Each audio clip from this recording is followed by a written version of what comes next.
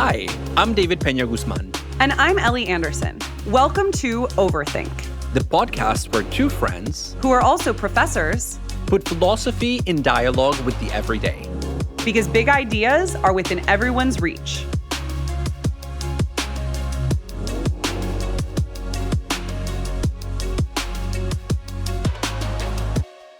This might go without saying, but David and I recommend listening to this episode while walking. That said, no need to save it for a walk. You can always just think about it the next time you're on a walk if you happen to be driving or on the subway or somewhere else. But I will say that a lot of our listeners have actually said they like to listen to Overthink while walking. It seems to be particularly popular among folks walking their dogs. Or walking to work, which is how I listen to podcasts. And, Nietzsche does say that only thoughts that come from walking have any value. For him, there is a deep connection between philosophical ideas and the practice of walking itself. It's just that nowadays we do that through podcasting, of course. Yeah, where we're just like sort of spewing into listeners' ears what they should be thinking about rather than letting them think for themselves. Very Nietzschean. I know. I actually do wonder about the way that when so many of us are only taking walks while listening to podcasts, it might get in the way of some creative thinking. So maybe actually listen to this episode and then go take a walk without having headphones in your ears. But in terms of this Nietzsche quote, okay, so you said, David, only thoughts that come from walking have any value. That is a very bold statement. And it actually reminds me of this one time when I went with my friend Allie on the Nietzsche walk in Aise, which is a small town in the south of France. And we were like, oh, this is so great. We're going to do the Nietzsche walk together. It's from the beach to this cute little town. And she and I had studied Nietzsche together, too, because she's also a philosopher. And it turned out it was a hardcore hike that we did in the middle of July.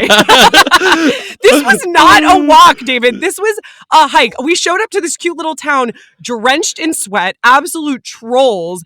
And I mean, I'm not really into hiking as a form of exercise. And so it was just very stressful. Well, that checks out. And I'm kind of surprised that you didn't expect it to be a hike because Nietzsche loved the mountains and uses a lot of mountain imagery in his writing. So, for example, I think that when Nietzsche says that only thoughts that come from walking have any value, that claim really has to be verified of. Limited to strenuous hikes. Yes, I think he means something like hiking, what we today would call hiking, going up a is that the term? Raucous path? No, that's not what you mean. Rocky. A rocky path where there is an element of danger. And that's where you stumble upon ideas that have any merit, according to Nietzsche. Yeah.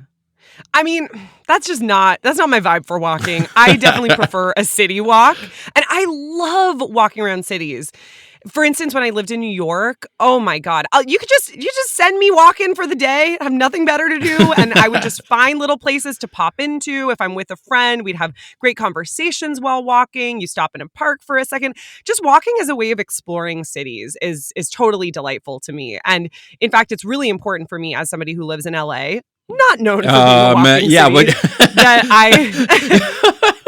You basically have to go on urban hikes in LA, like somewhere in between. No. Well, yeah, I mean, there are a lot of hills here. But where I'm going with this is that it's very important for me to live in neighborhoods in LA that are walkable. I see. Yeah, no. So on the other end of the spectrum, I see city walking largely as instrumental rather than as an aesthetic experience where you get to take in urban life.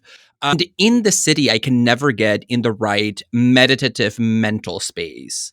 Maybe Nietzsche would want me to get into. For that, I really do need to go out on that Nietzsche walk that you're talking about in France. I need to go out into the mountains. I need to go out on a long walk that is somewhat strenuous.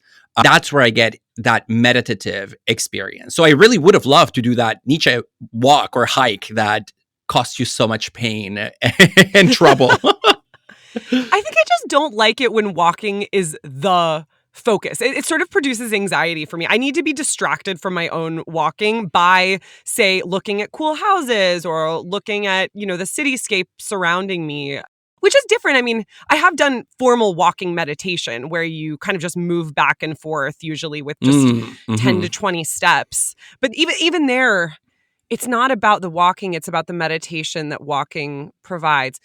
Maybe that's what you were saying, though, David. Yeah, maybe. Although I will have to say that in recent years, I've actually changed my tune a little bit about urban walking ever since I moved to San Francisco. Because San Francisco, unlike LA, is such a walkable city, right? One of the things that a lot of Europeans say about the US is that it really only has one real city, which is San Francisco. And by that, they mean... What about New York? Well, no, by that, they mean a walkable city where you can get from neighborhood to neighborhood in 15 to 20 minutes. So most other cities are either too gigantic for that be viable or too small to count as a city. And so I have learned to enjoy and appreciate the beauty of urban walking much more recently, but I'm definitely on the hiking side of the spectrum. You take your hikes, and I'll take my walks in Greenwich Village.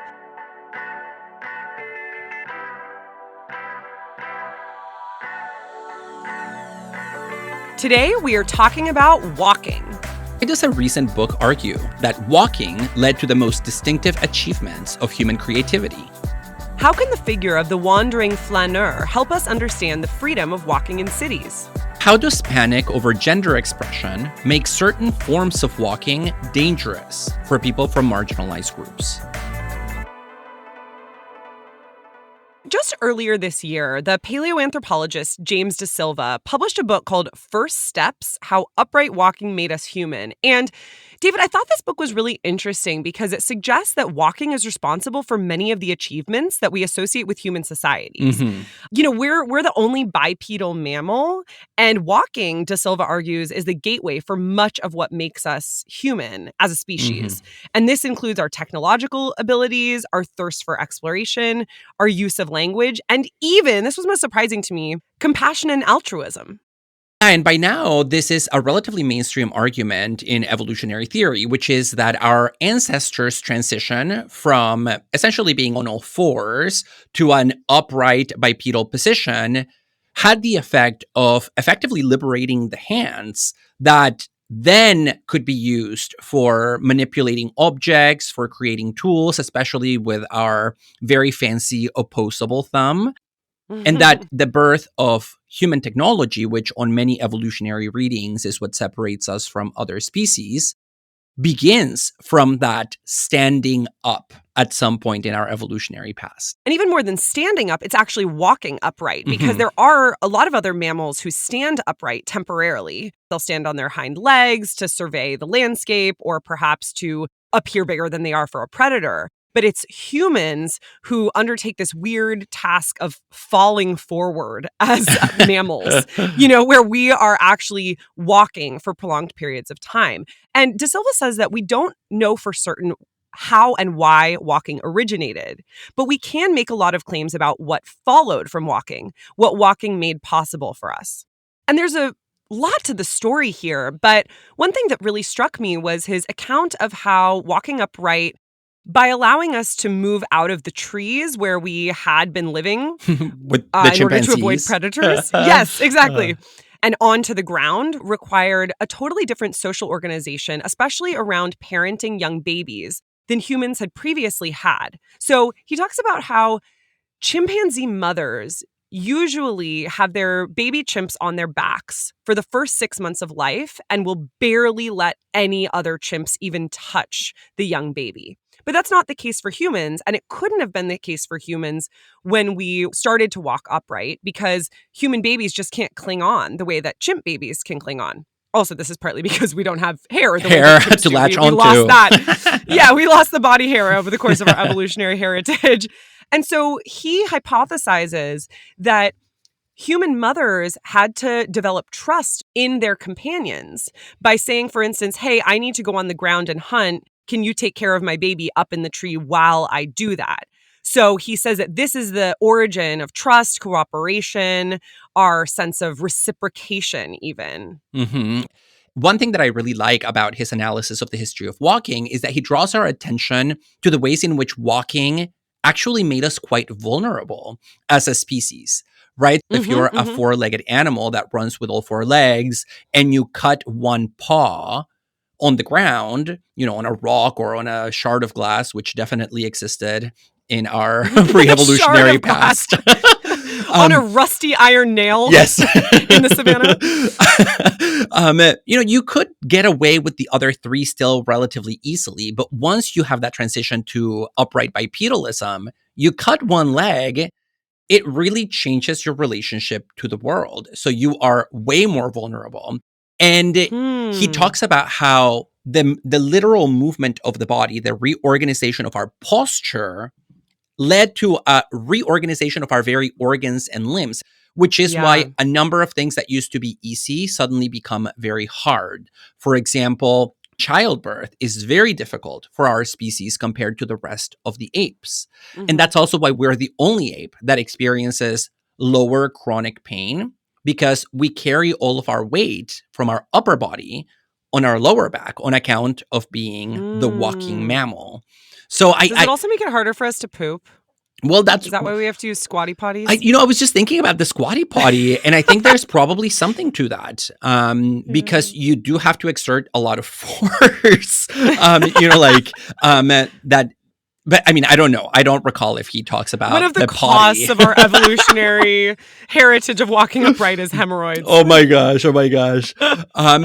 But you mentioned, Ellie, that De Silva attributes philosophical tendencies to walking. So like thinking and maybe like concept creation. I don't know if that would be a term that he uses. Abstract thinking, creativity, a desire for exploration. Yeah. And I mean, this is suggested by many philosophers throughout history who found that the pace and the rhythm of walking helped spark their philosophical thinking. And I think the best example of this is Aristotle's peripatetic school of philosophy, which is named after the cloister where Aristotle would walk and talk with his students in the Lyceum. So he would have these discussions with students who would come to study with him, and he would walk around the cloister, which is called the peripatos. And there was this inseparable connection between philosophical thought and the act of walking itself. Yeah, and I wonder if we might connect this to the pace that walking provides.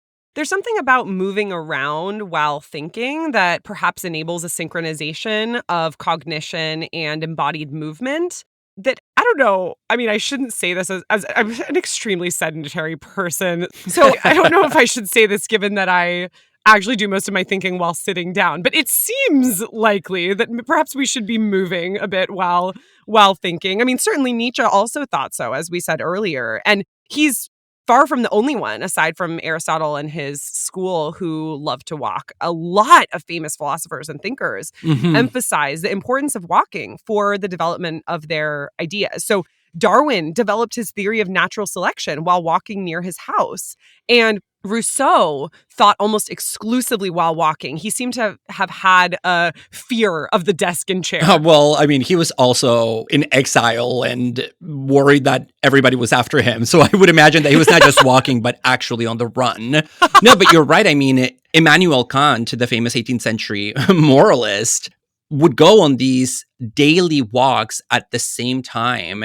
And Kant scholars talk about the extent to which his walks were built into his practice of being a philosopher, right? So there were not these externalities that maybe could or could not happen. It was essential for his thinking that he walk. And I also like thinking about the difference between Kant's and Rousseau's walks as analogous with the differences between their philosophies, because Kant had this extremely regimented walk, right? It was at the same time every day. And Rousseau's just out there kind of ambling about. Yeah, and I mean, Nietzsche also, all over the place, just like hiking.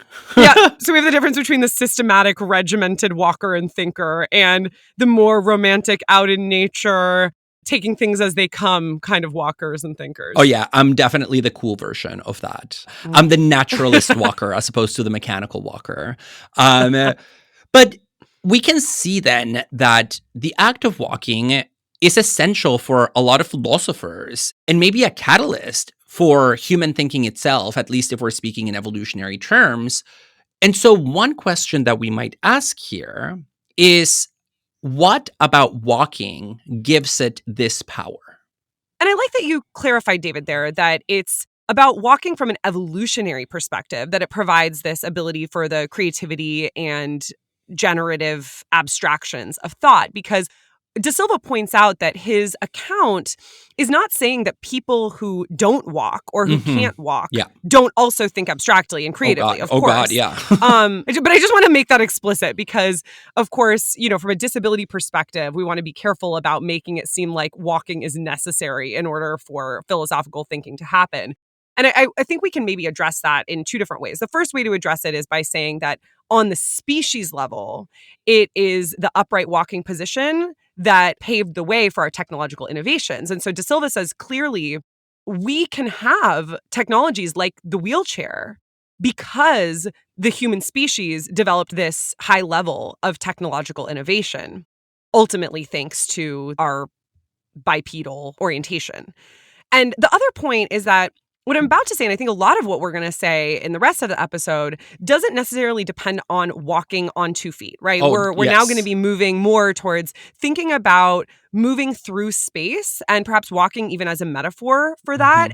So for instance, the philosopher Frederick Gross wrote a book about walking, and he says that one of the great things about walking is that it provides for a suspensive freedom. Walking frees us from our everyday cares and from the burden of our identities. And I don't think that requires actually walking on 2 feet, right? Like this could also be a wheelchair user moving through space, right, in a country path or in a city street. Although, unfortunately, a lot of country paths are not accessible for wheelchair users. And so that obviously needs to be remedied in our society. But I think this idea, sort of more generally, that through walking, we can escape the very idea of our identity would still hold, because Gross's point is that walking actually frees us from the burden of our identities. So what's really cool about walking from Gross's perspective, and I think we could use this as a metaphor for various other kinds of movement through space as well, is that it provides a sort of punctuating point away from the daily cares of life. Obviously, Gross has in mind here walking for pleasure rather than walking in order to get from point A to point B. He says that through suspending our everyday worries and cares, we get to have this kind of free play of imagination as we take walks. Yeah, and I wonder whether we can even take that metaphor of walking a little further, where walking is not just a stand-in for movement through space, but for any activity that, as you said, Ellie, introduces a kind of pacing, a kind of repetitive pacing and a rhythmicity into the thought process, so that it's even a little bit more broadly applicable than just either walking on 2 legs or using a wheelchair to move around, so that pretty much everybody has access to this expanded notion of walking. And at the same time, one thing that Gross says in relation to this, which I'm not sure I totally buy, is that the walking body has no history. It is just an eddy in the stream of immemorial life. And I want to just note that we'll come back to this later, David, this idea that when we're walking, we're able to let go of the shackles of our identity, because I don't really think that that's true, at least for a lot of people. But I do like the general point that we can get this suspensive freedom through walking. It provides a break in the day. Yeah, and I mean, I think the easiest refutation of that claim that the walking body has no history comes just literally from De Silva's book on the evolutionary history of walking, right? That we didn't always walk as a species, so there's a natural history there. And according to De Silva, that evolutionary history is essential for understanding the cognitive, mental, intellectual, philosophical value of walking even nowadays. He cites research indicating that walking does impact creativity. For instance, he cites the research of Marilyn Opezzo, who is a researcher at Stanford, who conducted a study of creative thinking after walking by having a bunch of students list as many creative uses for common objects as possible. So, like what? Like, give me an example and I'll list a few creative uses. Okay, so let me give you a hammer. Can I use the regular one too? Putting a nail in a wall, is that creative? That's not creative. That's the normal one. Okay. Wall decor. Oh my God, I'm so bad at this. I need to take more walks, Yes, it's David. because you're sitting down right now in your closet recording a podcast. You're in a sedentary mental state. And I haven't moved all day. So we need to pause this recording and come back after I've taken a walk. Just kidding. We don't have time for that. I got to be able to come up with more. Come on, Ellie. come on. Break a piñata. You could use it instead of a hoe. What? Oh, you're good at this. You could use it instead of a hoe. You could use it to dig. Yeah, you can use it to dig. You can use it to stir soup. You can use it to crack an egg. These are all possible uses of a hammer. Oh, David, I am ashamed. Oh. Meanwhile, I plan hikes every day for the next year. So maybe you would have underperformed in Opezzo's study. But Opezzo asked a bunch of students to do precisely that exercise. So she would give them an object and ask them to list creative uses for that object. So for example, a frisbee can be definitely used as a toy for dogs, but it can also be a hat. It can be a plate for dinner. It can be a bird bath or a little shovel for making a sandcastle at the beach. And Opezzo found that creativity scores improved by as much as 60% after a walk. Oh, so I knew it was going somewhere like that. Yes, and I think it's because walking does activate that speculative side of the human mind that allows you to make new connections in connection to the everyday. And that's just one study that De Silva mentions in his book. Another one, which we don't need to go into great detail about, he talks about research in cognitive psychology showing the impact that walking has on memory. You and I both need help with that one. And there was a study that was conducted by Jennifer Veuve at BU showing that walking, constant walking, regular walks might stave off the cognitive decline found in early stages of different kinds of dementia. So there is a clear connection here between walking and what we remember and how well we remember it. Interesting. I'd be curious to know what kind of memory she's talking about and also what kind of walk she's talking about. But it does strike me that a lot of times I can remember things better if I can orient them to a particular image. So I can remember, oh yeah, that idea was associated with when I was in this particular place, whether it was walking or driving or whatever it might be. And so having that image that's linked to the cognitive thought could be a potential hinge point.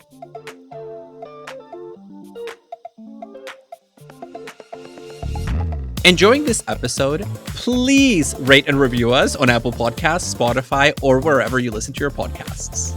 You can also connect with us and other listeners through our Facebook page or group, as well as on Instagram and Twitter at overthink_pod.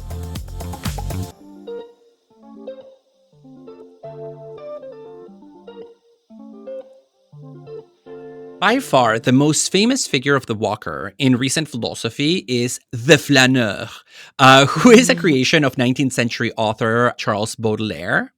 The flâneur is someone who wanders the city, soaking in the life of the crowd. Yeah, the flâneur is such a popular figure among academics, I think. We all want to be the flâneur.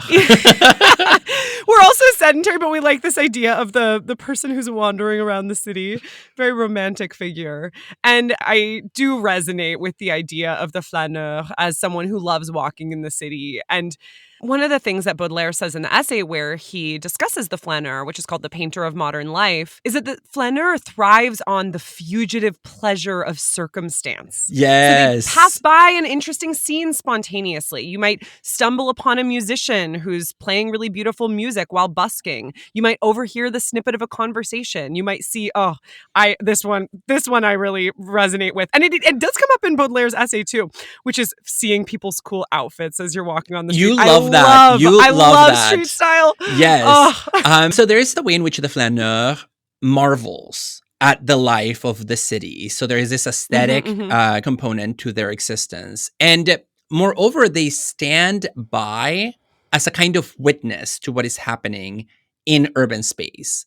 And so here, let me read a quote from The Painter of Modern Life, where Baudelaire talks about the flâneur, which is here conceived as a male figure, unfortunately. So 19th century figure. Baudelaire says, "Out he goes and watches the river of life flow past him in all its splendor and majesty. He marvels at the eternal beauty and the amazing harmony of life in the capital cities, a harmony so providentially maintained amid the turmoil of human freedom. He gazes upon the landscapes of the great city. landscapes of stone, caressed by the mist or buffeted by the sun. He delights in fine carriages and proud horses, the dazzling smartness of the grooms, the expertness of the footmen, the sinuous gait of the women, the beauty of the children, happy to be alive and nicely dressed. In a word, he delights in universal life. He's having so much fun. And he loves fashion. And just the unabashed flamboyance of this scene, even if as it's, such a bougie scene. It is a very bougie scene. Like the proud horses, the carriages. Although my favorite is the sinuous gait of the women. But yeah, universal life here is definitely the life of the well-to-do Parisian. But I like this fact that he's just taking in what's around him and enjoying whatever happens to come across his view. Well, and I think this is where we can speak about the fundamental passivity in many ways of the flâneur, which is that the flâneur is almost like a palimpsest on which the life of the city makes an imprint. He takes things in and appreciates the beauty of that which passes through him. So there is a passivity, but also an aestheticism. Although it is an aestheticism that I actually find quite dangerous. I don't romanticize the figure of the flâneur. I don't identify with it. Maybe it's a class thing because it's such a bougie scene. Maybe it's a racial dimension because, it's a white French figure. But the notion of somebody who just walks through the city and enjoys the beauty of universal life almost as a disembodied, all-seeing eye just rubs me the wrong way. It's funny you say this, David, because I came across an article in researching this episode called Death to the Flâneur, which was published in the New Republic. Did I write this? No, it's written by Joe Livingstone and Lovia Garquier. But in any case, this article from the New Republic argues that the flâneur is not a promising political figure.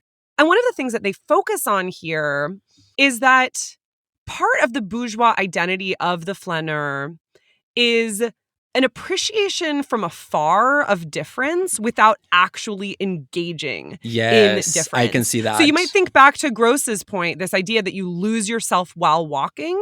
I think we see that very much with the flâneur as well. The flâneur is so immersed in the life of the city that they lose themselves. But by losing themselves, they actually not only remain passive, as you said, but they also don't really reflectively consider their own relation, their own positionality in the city itself. By losing themselves, they aren't able to stage an encounter with difference. Well, and I think that's where we see the apolitical nature of the concept of the stroll, right? Because I think people who like the figure of the flâneur, potentially as a model for political action, would argue that maybe being a flâneur develops your sensibilities. It brings you into encounters, say, with difference in other neighborhoods. Yeah. It allows you to appreciate what's there. Right? Generates gratitude. And it allows you to throw yourself in the fray, right? Like you jump into the busyness of city life. But I actually think that's exactly wrong because the flâneur never actually jumps in the fray, but appreciates it from a distance at one remove, right? So I just imagine a flâneur who is literally walking by something like a political protest, and instead of joining the protest and marching, just continues to stroll around the protest, appreciating the beauty of the chanting or the movement of bodies. So there is definitely a distancing, an auto-distancing that is built into the figure. And I think what we're saying here is actually two different points, but they're not necessarily incompatible ones. One is that the flâneur is unable to move into the fray because they have lost their own identity, which suggests that they're just exclusively focused on what's around them. In the same way that when I'm looking, I'm not thinking about my own operation of looking. I'm not reflective. So there's an unreflective quality to the flâneur. And then the other is that the flâneur is at a distance, right? They're removed from the fray, which would suggest not necessarily that they've lost themselves, but rather that they are just separate from the scene. Well, and we might want to add even another point, which is that the figure of the flâneur doesn't recognize that not everybody can be a flâneur, right? That's another Mhm. apolitical aspect of this figure. And we might even say that Baudelaire's description of the painter of modern life doesn't take into account the fact that the city space is not accessible to all subjects equally. On the one hand, because not every human subject is a walker. So here we might connect it back to the very good red flag that you raised earlier about disability and ableism, but also that not all walkers can become visible as walkers in all spaces. So I'm thinking here, for example, about the fact that a lot of people find city spaces alienating. Women and Mhm. people of color, I feel kind of queasy sometimes when I find myself in a space that I know is primarily white or white Yeah. dominated, where I don't feel as if I can take in the beauty of universal life because I know I am under a certain gaze, right? It's almost as if the Mhm. space is watching me rather than I'm watching the space.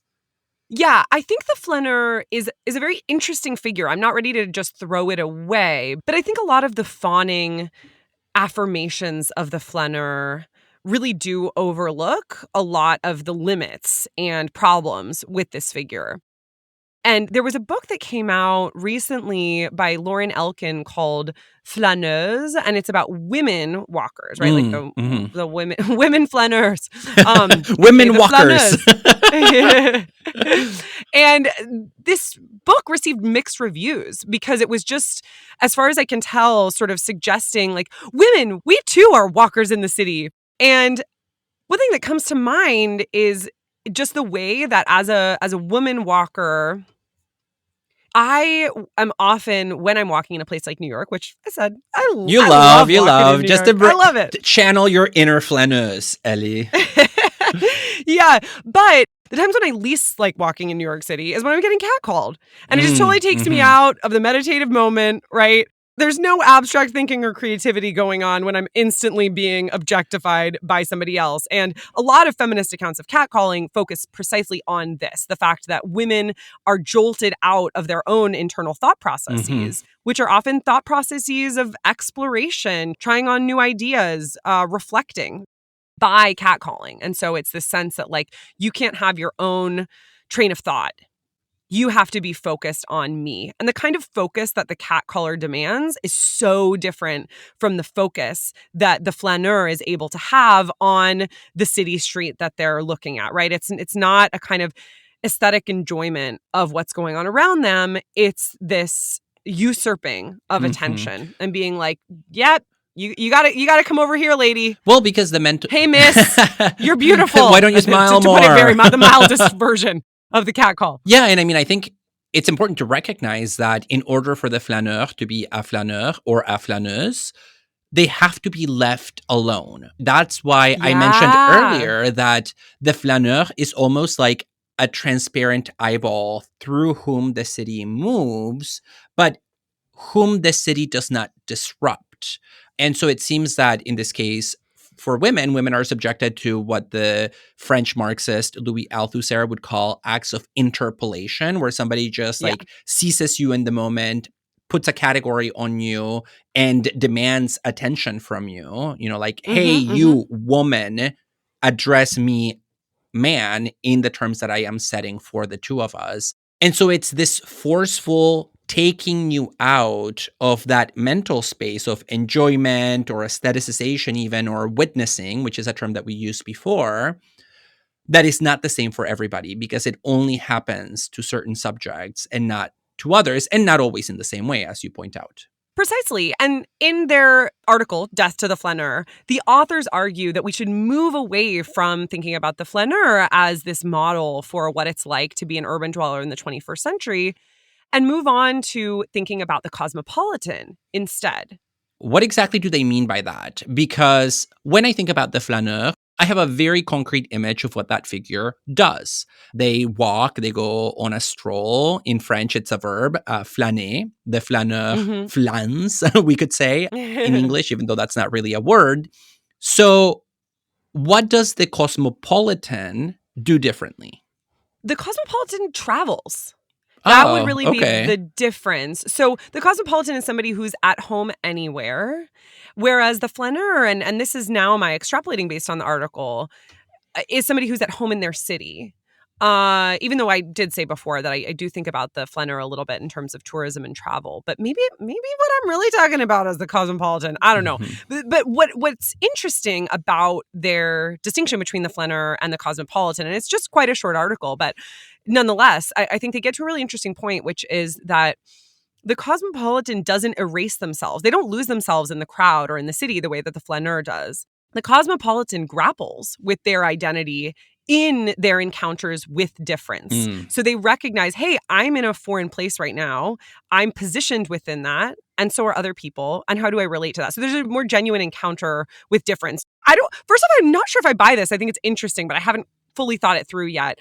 But second off, for better or for worse, the person I have in mind in reading their account of cosmopolitanism is Anthony Bourdain. Oh, I mean, he does travel. Well, did R.I.P. Of course. And, I think as far as he was concerned, he was also deeply changed by his encounters with others. And tried to approach new places with a sense of humility. With a sense of humility and openness to what the interaction might look like. So we might even draw a distinction here between the approach to difference that we find in somebody like Baudelaire, where the self is unaffected by its own encounters with others in public, and Bourdain's approach, which is you jump into these encounters maybe in order to be changed, right? Not only with the possibility of change, but for the sake of changing who you are. Yeah, rather than being a passive witness, which paradoxically can be a stance of control. Oh, yeah. There's an active engagement and an acknowledgement of the reciprocity between the cosmopolitan and the place they're inhabiting.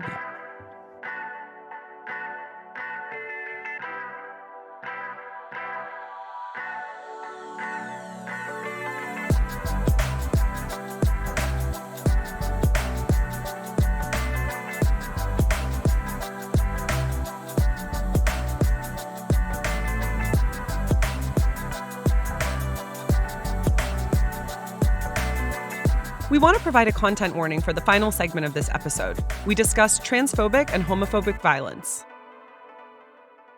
When I think about my own personal feeling of freedom, I'm hard-pressed to find a situation in which I feel more free than walking around anonymously in a city. But as we've said, David, this might be dependent on axes of privilege, and it also might lead to an illusion that the kind of freedom that I feel while walking is the same thing as actually joining the fray in a genuine political sense that is catalyzing revolutionary action. What do you think about this feeling of freedom? Is there a difference between the feeling of freedom that I get to have while walking and the kind of freedom that's politically worth fighting for? Yeah, I think this is a difficult question because walking is typically such an individual activity. And so it would seem as if whatever freedom we might get from a lonely walk or a stroll through the city is a purely private freedom, right? My freedom to have some time to think about ideas and not really a political form of freedom. But or even if we're walking with a friend, too, that would still be a very individualized walk. Yeah, largely constrained to me and my personal relationships, right? Something that doesn't escape the realm of the personal. Yeah. Now, the French philosopher Michel de Certeau has a very interesting perspective here about the kind of freedom that we get when we walk through urban spaces in particular. He argues that you can find a unique form of political freedom in the act of walking because walking allows you to carve your own path through rigid urban spaces that have been designed for the purposes of social control. So we live in hyper-regimented, largely controlled societies where even the most minute aspect of our day-to-day existence seems to be subject to governmental regulations, legal limits, social expectations. And according to de Certeau, we can always wiggle our way into freedom by finding cracks in these structures of social control. So we can put our own flavor, for example, on the city landscape by finding shortcuts, by jaywalking, by taking little detours from point A to point B that personalize what is otherwise a purely impersonal urban expanse.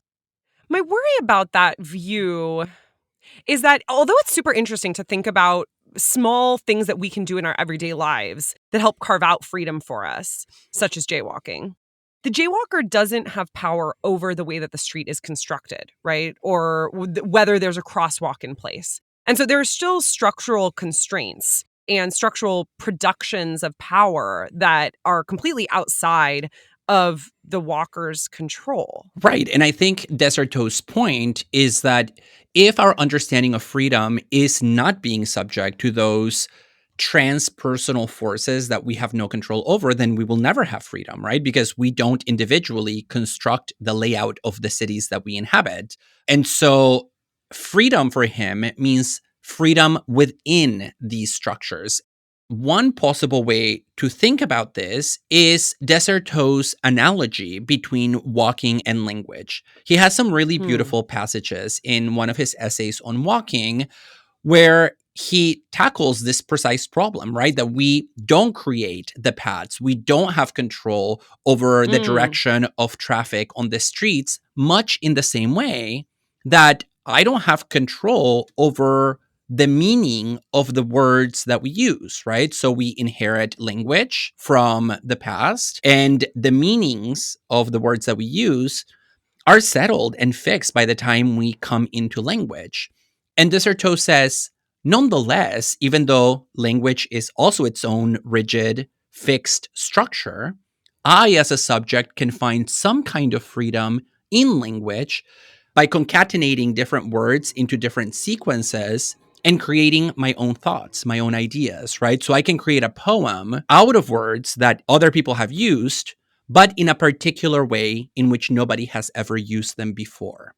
And so I can wiggle my way into a kind of linguistic freedom by manipulating the rigid structures that are before me.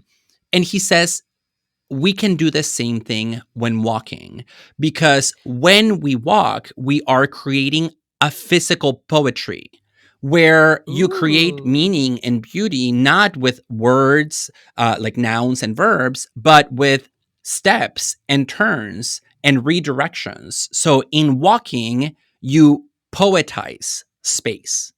I love that idea of walking as poetry, but I have to say I'm not convinced by that analogy, because the reason that walking seems fundamentally different to me than the kinds of plays that we can do with language is in part that walking involves engaging with material structures such as buildings, concrete sidewalks, and streets. Whereas language, by virtue of its immateriality, it's also intersubjective and shared, and it has, it's sedimented within our culture. So I do get the analogy to some extent. But nonetheless, language, I think, strikes me as more malleable and having more leeway for creative development than jaywalking. I can jaywalk, but I can't walk through a building. I can't fundamentally break down a certain word and create a neologism. Of course, I can't change the fundamental structure of grammar. Yeah, but I exactly. still think there's a difference in kind between them. But I think there's a difference between the materiality of the city and the immateriality of language. But what's the difference? Is it just literally the physicality of one and the immateriality of the other? Because one could argue that it's the other way around, that the immateriality of language makes it even more unchangeable, right? I think it would be easier for me to take down a wall or a door than for me to redefine what the word table means in a way that actually registers in the larger linguistic community. I feel more powerless in the face of language than in the face of space, actually.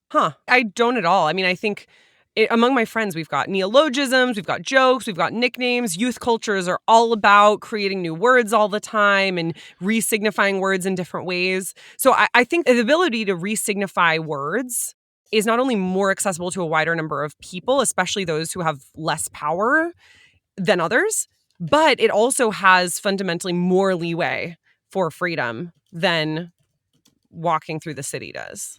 Well, sorry to hate on Desserteau, because it is an interesting point. yeah, I'm just not convinced by the analogy. But again, I think that the examples that you use make me think of analogs in the realm of space. So, for example, think about the book The Death and Life of Great American Cities by the sociologist Jane Jacobs, who points to ways in which space itself is resignified all the time, right? She gives the example of stoops in the Northeast, which were not originally designed for socializing, and yet all kinds of communities would create a social life by inhabiting stoops in a way that they were not meant to be inhabited. Or think about the ways in which skateboarders resignify public physical spaces without necessarily changing their physicality, or the way in which a marching crowd can stop traffic and redirect the sense in which other bodies move in space by reclaiming something that seems unreclaimable. Yeah, and I think those examples are helpful. And at the same time, they also reiterate to me what I'm seeing as this fundamental difference, because all three examples that you gave, David, the stoops, the skateboarding, and the marching crowds, are examples of people in groups that are often persecuted, policed literally by using public space in these ways. And in particular, if we think about stoops, the culture of socializing on stoops is associated in the Northeast traditionally with Black and Brown communities. And it's very common, especially once gentrification begins in a given community, that police will start fining residents for loitering. And that's a way of getting people off of the streets. And so I guess I'm thinking about how Policing, the public spaces can be a place not just for escaping power through walking, but also for enforcing highly oppressive forms of power. Yeah, but so is language. It's not as if language is free of policing. It's just that the language police is not wearing blue uniforms, right? If anything, you and I, Ellie, are the language police when we grade grammar and we demand syntactical order in the things that our students produce. There's no comparison between that and getting fined hundreds of dollars or arrested for loitering. Of course, but there is policing in both cases. No, policing is a metaphor in the language case, and it's literal in the city case. Well, yes, I mean, maybe we don't want to use the word policing, but people's use of language is often regulated in very concrete material ways, right? Think about like the ways in which students are told to speak or not speak in certain public spaces, you know, like dialects, accents, grammar, so on and so forth. And so I'm just trying to resist the notion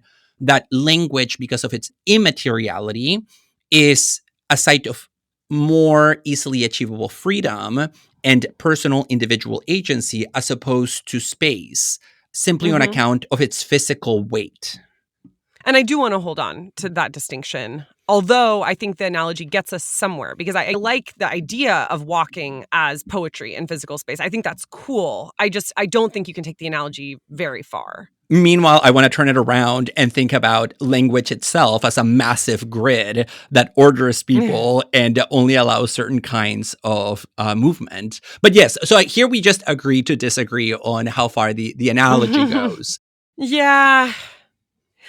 I mean, I read an article recently by the philosopher Quil Kukla about how policing the pace of people's walking can really be an exercise in power and privilege.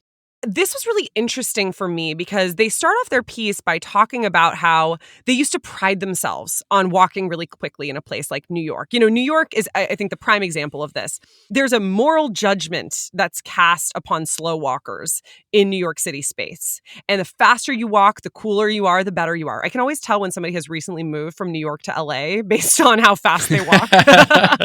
And Kukla argues that this is a super ableist idea, this equation of the fast pace of a walk, say, in New York City with moral goodness or with at least adhering to social norms, because it overlooks people with mobile difficulties. It's very normative in terms of age, right? It excludes often elderly people and children.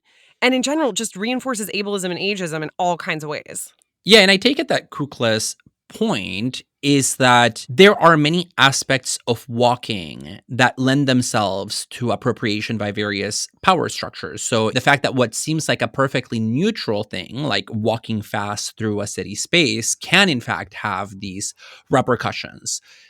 Another place where we see walking as a site for the application of power rather than maybe a conduit to freedom in the way that Desserteau believes, is in connection to homophobia and transphobia and the fear over what I'll call the sissy walk, that kind of walking that registers as too effeminate. And one extremely tragic example of this, of the politics of walking, was the 2008 murder of Letitia King. Yeah. Letitia King was an 8th grader in Oxnard, California, and was a student who presented as a girl, wore heels, often wore women's clothing, and she was murdered by one of her classmates in a brutal way. And the philosopher Gail Solomon wrote a book about this case, looking at the ways in which walking was at the center of the murder. Because initially the story was reported as a case of a romance gone badly. So it was presented as a case of gay panic, that gay panic defense where you realize that somebody's making advances on you, you panic, and you murder them. And Solomon says this is actually mistaken because it's not as if Letitia King made advances toward the person who ultimately murdered her, but rather that the murderer panicked over Letitia's very own gender expression, her own way of inhabiting space, and her gender expression. Yeah, her gender expression. In short, Letitia was killed not for her sexual orientation, but because of the way she walked, because she had that sissy walk, that effeminate way of moving the hips and wearing heels and so on and so forth. And in her book, Solomon analyzes what happened in the courtroom after the murder. And one of the really intense things is that the defense lawyers actually made the argument that Letitia's way of walking was so obviously intentionally provocative that she was sexually harassing the boys in her grade merely by the way she walked. So there were a lot of arguments made by the lawyers about the details of her walk, just how aggressively she would sway her hips, just the sound of the heels clacking on the tiles in the hallway. And so they painted this picture of the sissy walk as a form of harassment of the cisgender boys in her classroom. We have so much going on here. I mean, this is a whirlwind of victim blaming, misogyny, misogynoir, transphobia. And I just think the way that the defense was leveraging, as you said, David, the sheer fact of walking. Yes. As a form of harassment. The idea that rather than being the victim of harassment and violence and murder, she was the harasser. Yeah. She was the harasser because of the way she walked. I think just there's no clearer expression of the strongly socially coded norms we have around walking and who gets to walk like what, when, and how.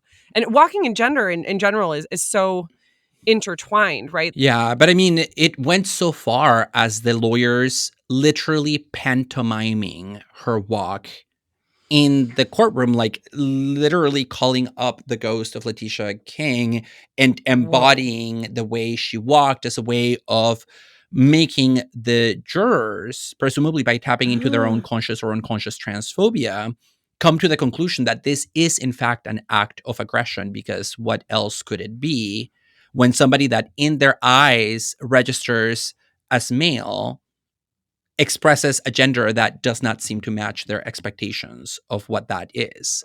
I think it's yet another reminder of how problematic it would be to follow Gross in thinking that the walking body has no history, because there are these deep histories of racism and transphobia and so on and so forth. Yeah, Letitia King's death gives the lie to the myth of the flâneur. Oh, yeah, definitely. And even if in this particular case, sexual orientation was not at the center, as Gail Solomon points out, there is also a connection between sexual orientation, violence, and walking. A while ago, Judith Butler, famous queer theorist, was interviewed for a documentary about gender performativity, about which we have done an episode in the past.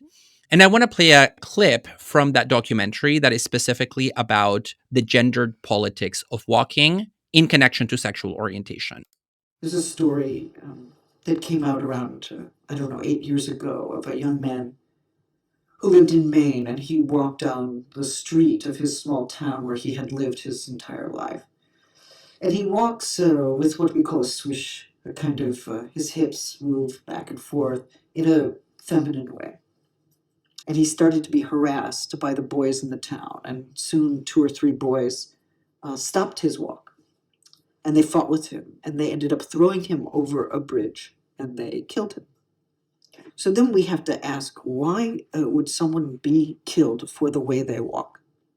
Why would that walk be so upsetting to those other boys that they would feel that they must negate this person, they must expunge the trace of this person, they must stop that walk no matter what. They must eradicate the possibility of that person ever walking again. I was struck by her suggestion that there's something about this case whereby not only do the perpetrators want to stop the boy from walking, but they want to stop him from walking ever again. There is something that's so violating to their sense of propriety in social space that they need to stop this boy from any future walking. And the way I'm inclined to think about this is in terms of the necessary reproduction of gender norms into the future, this idea that the ideology of masculinity depends on a commitment to continuing masculine norms into the future. Into infinity. Yeah, and that the only way to stop this from changing is to kill the boy who's rebelling against it. It's like the fundamentally most violent form of gender conservatism. Yeah, and I mean, we could say that these boys were not just trying to kill the walker, they were trying to kill the walk itself, which in this case is a stand-in for femininity, right? It's femininity or effeminateness or queerness that becomes also the target of this murderous attack. But femininity as performed by someone they don't think should be performing Correct. it. Not femininity, period, but femininity by certain bodies. And Butler goes on to talk about how cases like these, where walking is policed to the highest degree, which is the border between life and death, ought to make us question really what it means to comply with gender norms, because a lot of us do comply with gender norms, and the meaning of that compliance in a world in which a violation of social norms around gender can mean this kind of backlash. So are we really complying versus are we being coerced into complying? Absolutely. Well, and I think that that very distinction, the idea of coercion versus compliance, is blurred in the policing of social space. It's blurred in a lot of cases, I think, right? What we feel to be compliance is coerced compliance. But, I think what I'm getting from our discussion is that walking is very much a site of potential freedom and also very much a site of potential coercion and enforced compliance. It has this capability for liberating us from the shackles of our everyday lives, but it also has the ability to destroy the people who are really trying to liberate themselves from those shackles when their attempts at liberation are not recognized as legitimate by the people around them. Yeah, and we might connect this to De Silva's evolutionary narrative about the origins of walking, because for him, it is walking that brings us into communal life, into new forms of social interactions that differ from, say, our evolutionary ancestors. And in doing that, it brings us face to face with the possibility of those relations being normed and policed and subjected to all kinds of power maneuvers. We hope you enjoyed today's episode. Please rate and review us on Apple Podcasts, Spotify, or wherever you listen to your podcasts. You can find us at overthinkpodcast.com, where you can email us with questions, feedback, or even requests for life advice. You can also find us on Instagram and Twitter at overthink_pod. Thanks to Samuel P.K. Smith for the original music and Trevor Ames for our logo. And to our listeners, thanks so much for overthinking with us.